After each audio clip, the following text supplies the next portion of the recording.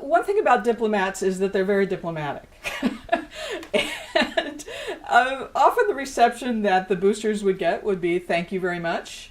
You're at the appropriate time. We will present this to the appropriate people, which allowed the boosters then to report in their local newspapers, Michigan City still has its chance to become the capital of the world, as much of a chance as anyone else. And so they were politely received.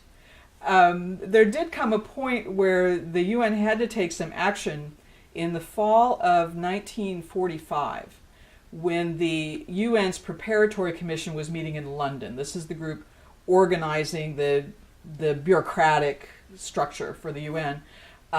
They were in London and the boosters started showing up there.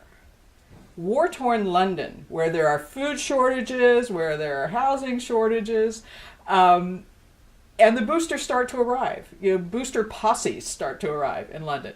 So not only were they sending things, they were starting to show up in person. And so at that point, this commission scheduled some hearings because they had to do something, right, to sort of assuage these people who had flown all the way across the Atlantic Ocean, which was no small thing in 1945. And prepared elaborate presentations. So they had a series of 3 or 4 hearings, and there were 16 of these competitors who did make it all the way across the ocean and presented themselves.